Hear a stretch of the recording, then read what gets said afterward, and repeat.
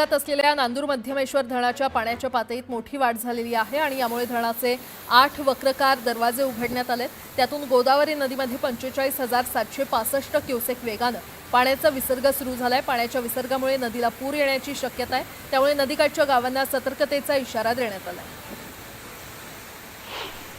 कोसेखुर्द धरणाच्या पाणलोट क्षेत्रामध्ये मुसळधार पाऊस पडत असल्याने धरणाच्या विसर्गात मोठी वाढ करण्यात आली होती।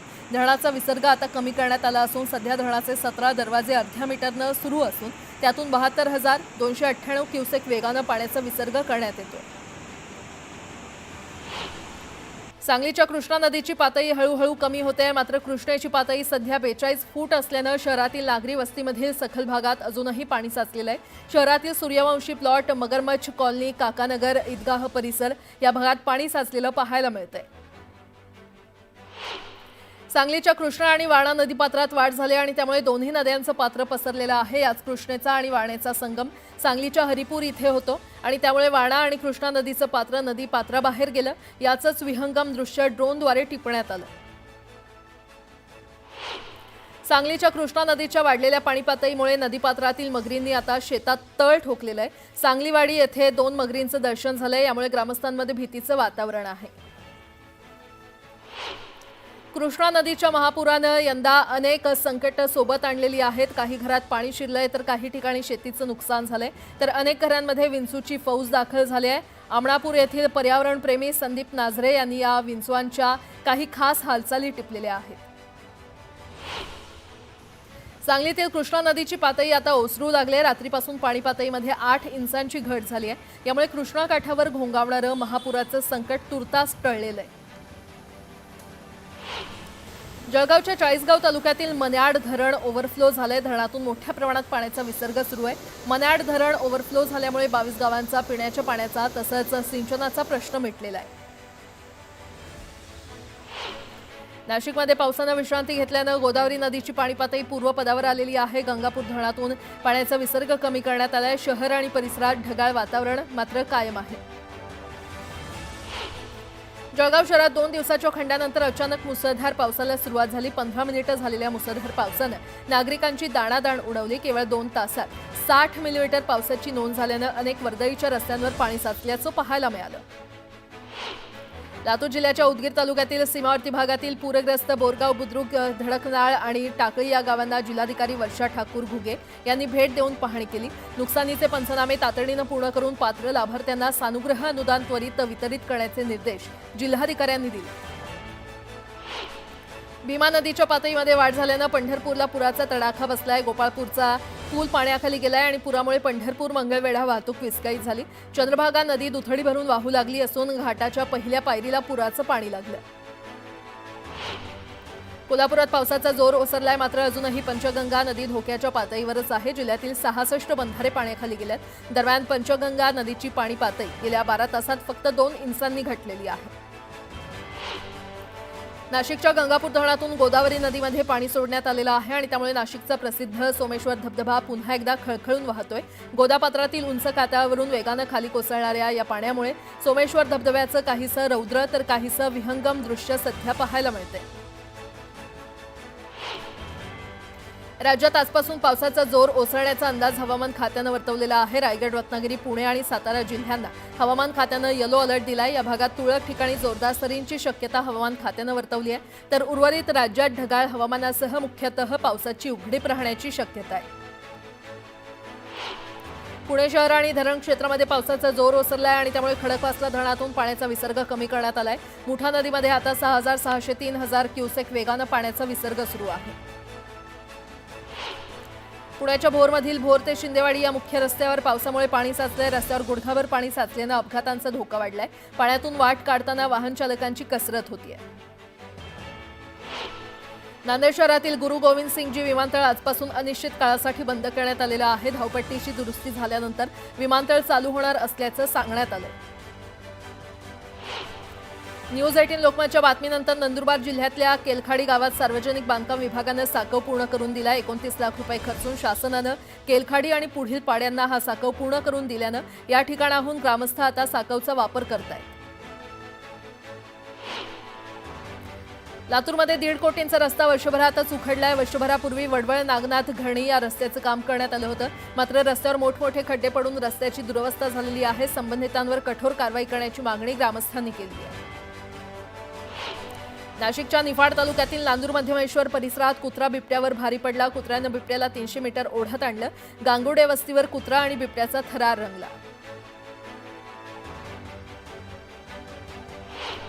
चंद्रपूर जिल्ह्यातील जगप्रसिद्ध ताडोबा अंधारी व्याघ्र प्रकल्पातील 5 वाघ वाघिणींना अन्य व्याघ्र प्रकल्पात हलवलं जाणार आहे। चंद्रपूर जिल्ह्यातील वाघ मानव संघर्ष आटोक्यात आणण्यासाठी वनविभागानं ही ठोस उपाययोजना अंमलात आणण्याचं ठरवलंय।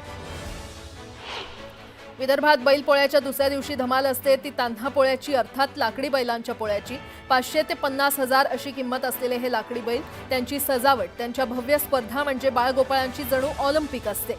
सध्या चंद्रपूरचा बाजार सजावटीचं साहित्य आणि उत्तम रंगसंगतीच्या हजारो लाकडी बैलांनी फुलून गेलाय। सिंहगड किल्ल्यावरून बेपत्ता झालेला तरुण अजूनही गायब आहे। पोलिसांचा कसून शोध सुरू असताना एका सीसीटीव्हीमुळे या प्रकरणात नवा ट्विस्ट येण्याची शक्यता आहे। सीसीटीव्हीमध्ये एक तरुण पळत आणि लपून जात असल्याचा दावा करण्यात आलाय। पालघरच्या उमरोलीमध्ये पिण्याच्या पाण्याच्या टाकीत पडून 6 वर्षीय मुलाचा मृत्यू झालाय। 6 वर्षीय अंकित राम हा खेळताना पाय घसरून पाण्याच्या टाकीत पडल्याचा संशय व्यक्त करण्यात आलाय। या घटनेनं कुटुंबावर शोककळा पसरली आहे। सोलापुरातील अक्कलकोट रोड परिसरातील होडगी मठात शिवलिंग महापूजेचं आयोजन करण्यात आलं होतं। काशीपीठाचे गुरु डॉक्टर मल्लिकार्जुन शिवाचार्य महास्वामी यांच्या प्रमुख उपस्थितीमध्ये महापूजा संपन्न झाली। गणेशोत्सव काळामध्ये मुंबई गोवा राष्ट्रीय महामार्ग क्रमांक 66 वर जड वाहनांना वाहतुकीस बंदी लागू करण्यात आलेली आहे। 23 ऑगस्ट रोजी मध्यरात्री 12 वाजेपासून ते 28 ऑगस्ट रोजी रात्री 11 वाजेपर्यंत, तसंच 31 ऑगस्ट, 2 सप्टेंबर आणि 6 ते 7 सप्टेंबर या कालावधीमध्ये 16 टनापेक्षा जड वाहनांची वाहतूक बंद असेल।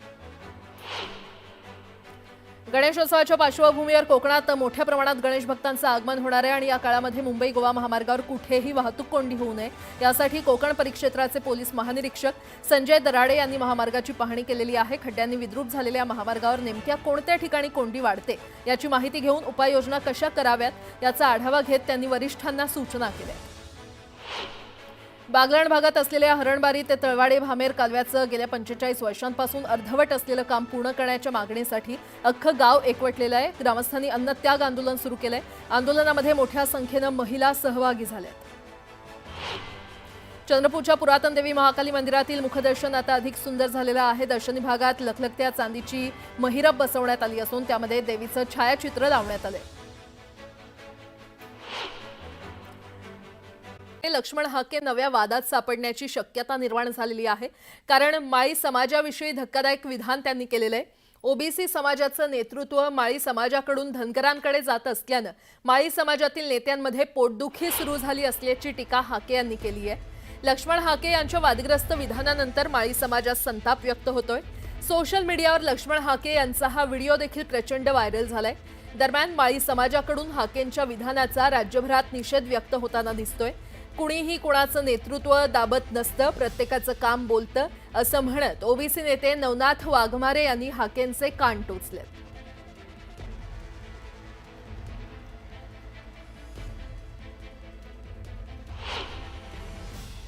काय माळ्यांची दुखणी ओबीसीचं नेतृत्व माळ्यांकडून धनगराकडे चाललं, हे त्यांच्या पोटात पोरं दोन काय ती कामाची नाही ती, बाकी कुठला कार्यकर्ता दुसऱ्याने वर दिला नाही, तरी येऊ दिला नाही, मग आता काय करायचं? कोणी कोणाचं नेतृत्व दाबत नसतं, आपल्याला काम करत राहावं लागत असतं। गेल्या अनेक दशकांपासून लोकनेते आणि ओबीसींचे राज्याचे नेते, देशाचे नेते छगनरावजी भुजबळ साहेब यांनी ओबीसीचं काम केले म्हणून त्यांच्याकडे ओबीसीचा मशिया म्हणून पाहिलं जातं। आणि जर तुम्हाला आज भुजबळांची जागा जर घ्यावं वाटत असेल तर ही दुर्दैव आहे ना, तुम्ही कुठेतरी उलटं सुलटं बोलून ही जागा कोणाला घेता येणार नाही। आणि ओबीसींचं नेतृत्व माळ्याकडे मानण्यापेक्षा याच्यात माळी, धनगर, वंजारी तुम्ही आणता का? जो काम करीन त्याला नेतृत्व मिळत असतं। भुजबळ साहेब गेल्या अनेक दशकापासून ओबीसींचं नेतृत्व करतात म्हणून त्यांना ओबीसीनं ही पदवी दिली, ओबीसींचा मशिया। या स्वर्गीय लोकनेते गोपीनाथरावजी मुंडे साहेब यांनी सुद्धा त्यावेळी भुजबळ साहेब ओबीसीच्या प्रश्नावर भुजबळ साहेब आमचे नेते म्हणून ठणकावून सांगितलं होतं, त्यांनी कधी संकुचित विचार केला नाही। मग आपण का करायचा? माळी समाजाबद्दल लक्ष्मण हाके यांनी केलेल्या वक्तव्याचा एक व्हिडिओ व्हायरल होतोय. मात्र तो व्हिडिओ एआयचा वापर करून बनवला गेलाय असा दावा लक्ष्मण हाके यांनी केलाय. हा खोळसाडपणा आहे, ओबीसी मध्ये फूट पाडण्यासाठी आखलेला डाव असल्याचा आरोप हाकेंनी केलाय.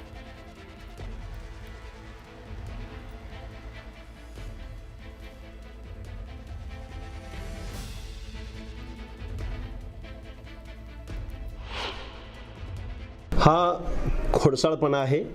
ओबीसीमध्ये फूट पाडण्याचा हा शांत डोक्यानं रचलेला प्लॅन आहे.